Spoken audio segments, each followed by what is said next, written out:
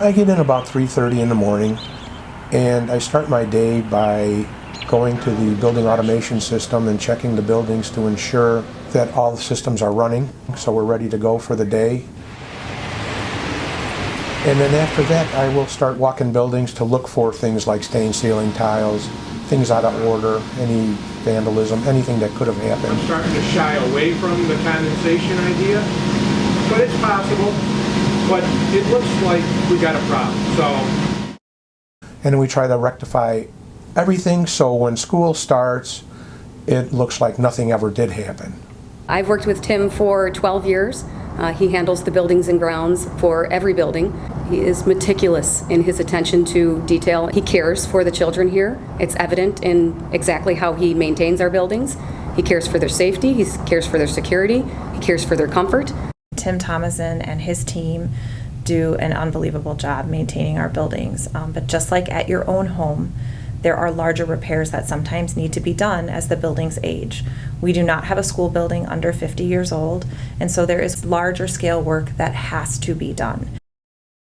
The upcoming referendum question will be on the June 28th, 2022 ballot. It's a bond referendum specifically to go to our facilities for maintenance and upkeep.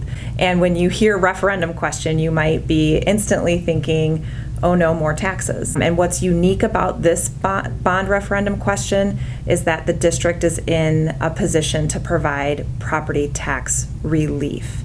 The board has been very thoughtful in this process and has taken a very fiscally conservative approach. We had 2 sets of bonds that were coming due, and the board made a very conscientious decision to let the first set of bonds fall off, which for the average homeowner in District 89 equated to about a $239 savings on their tax bill.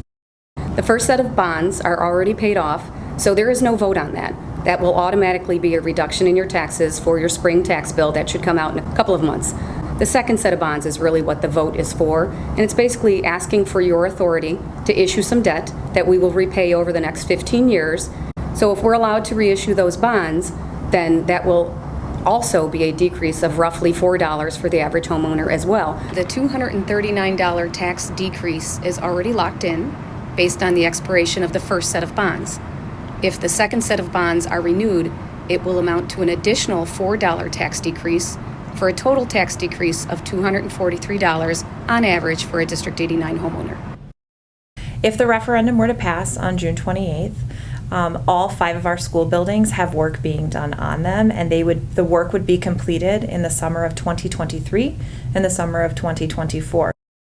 3 years ago, we began really looking at the long-term health and safety of our facilities and what work would need to be done. We worked with our architects. Tim Thomason obviously took a significant lead role on that and looking at every inch of every single one of our buildings and really evaluating what needs to be done to maintain the health and safety. If you've reviewed the list, you might see there's nothing really flashy or fancy on it. We're not looking at additions and new auditoriums, things like that. We're really looking at maintaining our investment and ensuring that our kids every day when they walk into school have a healthy learning environment. And that means that the doors open and close safely and they lock behind them. That means that the windows are able to be operable. It means that their classrooms are warm in the wintertime and that the air circulates throughout and is well ventilated. It means that the entrances are secure. We're trying to avoid having to pay more money for systems that fail. Some of the systems are at the end of their life, and they're going to fail if we don't address them at some point soon. And again, Tim has been able to band-aid some things together, but they are actually at the end of their life.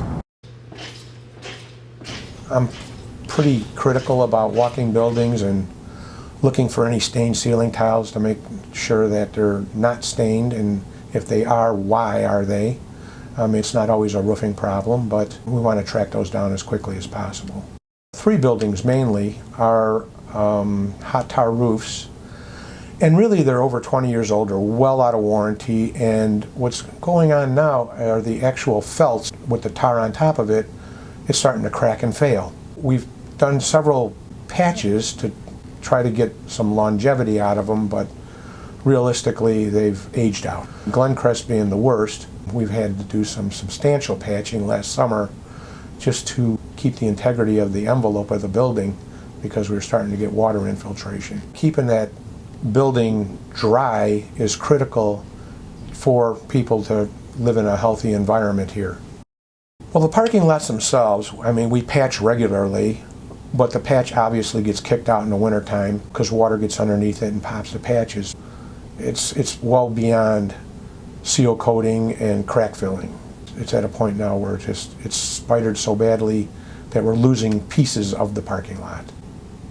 As much as we try to patch them, it's coming to the point where, I mean, they're potholes, you know, and they just aren't going to get any better until the parking lot's replaced and those unsuitable soils underneath that are soft are removed.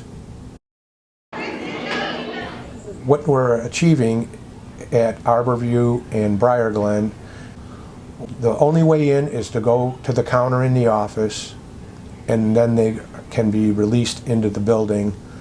We have some instances right now where they get buzzed in, which is great, but they have access to the building, and we want to eliminate that. There's one thing I cannot live without in these buildings, and that's heat. The boilers that we'd like to replace are the ones at Arborview and at Briarglen. And they're good sized, you know, they're big. 3 million BTUs, like a house would be like 100,000 BTUs. And they went in around 98. And in their day, they were 83% efficient boilers. They were good.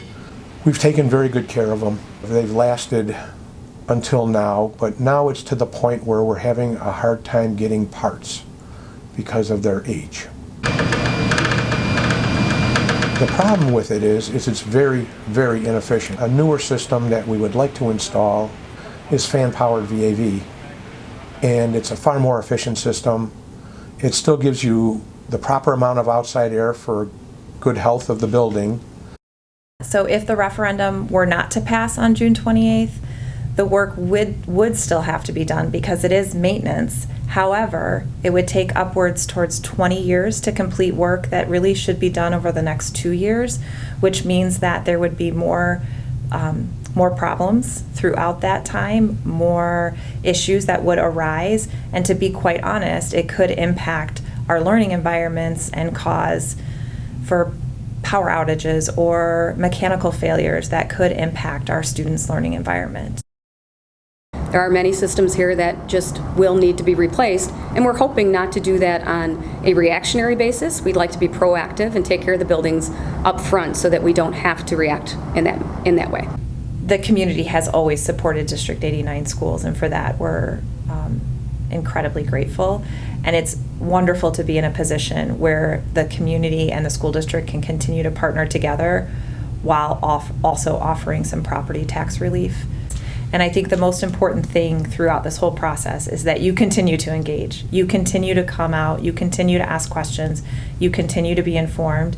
You go to vote on June 28th or your mail-in ballot before then and tell us what you want. These are your schools, these are your buildings, and we want to respect and honor what the community wants from us.